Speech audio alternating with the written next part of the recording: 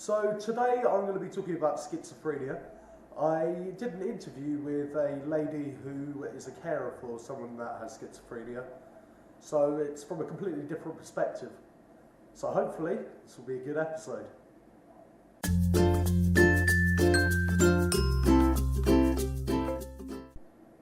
Hi guys, my name's Dan and welcome to Skype Saturday on +us2. Yeah, so as I said, today I'm going to be going through an interview that I did with a lady that is a carer for someone who has schizophrenia. It's going to be a completely different perspective, which I'm really looking forward to. And yeah, let's see how it goes. Let's make a start with the questions. People know of schizophrenia, but a lot of people don't actually know what it's like for someone who actually have it. So what actually is schizophrenia? Hi Dan, thanks for taking the time to do this interview. Hopefully it will give some insight into what I think it's like for my son to have schizophrenia. He struggles with feelings of depression. I believe this is because my reality is a letdown for him compared to his world. Psychosis offers him a world full of friends and excitement, where there's no limits and everything is possible. In comparison, reality is pretty mundane, as it's full of things that are not important to him. Schizophrenia is many different things. There is a lack of motivation to participate in daily things that hold no interest for my son. There are voices and hallucinations which entertain him as well. The way that he sees and interacts with the world is different, as in like a younger person.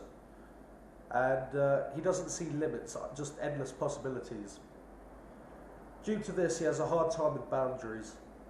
He struggles with anxiety. I think this is because of the excess energy that he doesn't know how to deal with. His world is small in comparison to mine.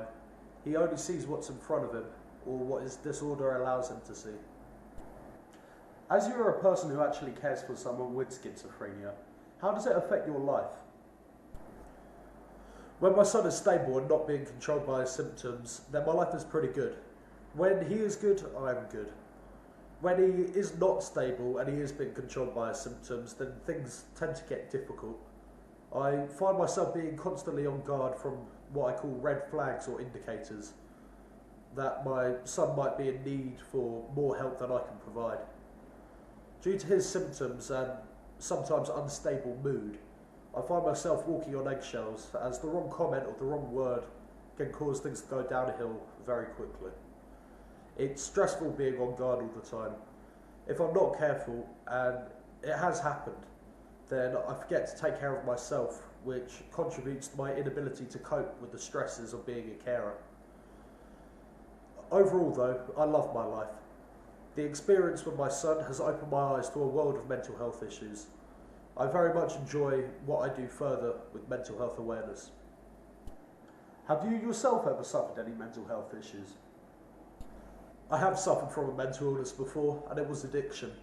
While it caused me and my family a great deal of pain, it is something I can't say that I regret, because the experience has helped me better understand my son, because addiction is something he goes through as well. It also helped shape me into the person I am today, so I'm very grateful. Does your son take any medications to help him? Yes, my son does take medications. When he is on the right medications on the right dose, it gives me my son back. Do you get any other help, like meetings, etc., to help you as a carer?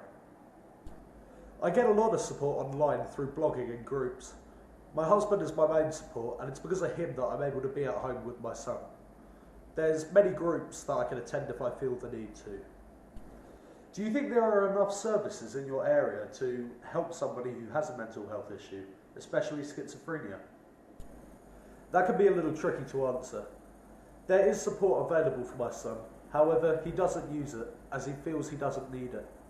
My son suffers from anosognosia, which looks like denial, but it's actually part of the disorder itself, and it doesn't allow a person to see that they actually need help. I do believe that more services should be available, and perhaps they could take a different approach to engage with clients more actively for their own self-care. Usually these services are voluntary, which means the person has to want to engage. In my opinion, this perhaps causes people to fall through the gaps who are most ill because they don't recognise they need help. Services that are available are overworked and understaffed, which makes it harder sometimes. Even if my son was willing to participate, there isn't enough staff to facilitate it.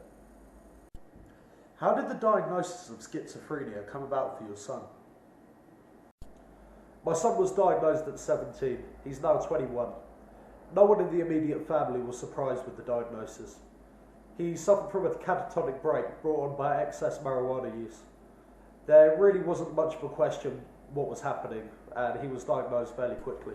Lastly, with your experience as a carer and the mental health system in your area, if somebody had a mental health issue, would you encourage them to seek help?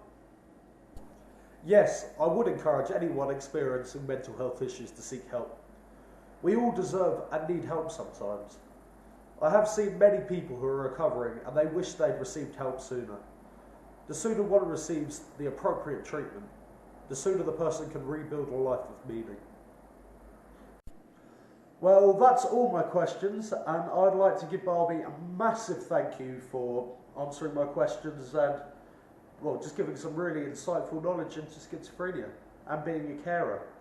I think it's great just getting a different perspective from things, because so far I've only really done from the perspective of somebody with mental health problems. But as somebody who is looking after somebody with a mental health problem, I think it gives a great insight into what it really is all about. So please check out the Facebook page, which is plusustoo. And if you've got any questions or comments, you can leave a message in the box below, or you can email me, which is plusustoo.mentalhealth@gmail.com, or message me on the Facebook page again, which is plusustoo. And please check out the Sane Mental Health website, which is sane.org.uk. They're doing some fantastic work, and it would be amazing if you could support them by getting one of the Stop Stigma wristbands.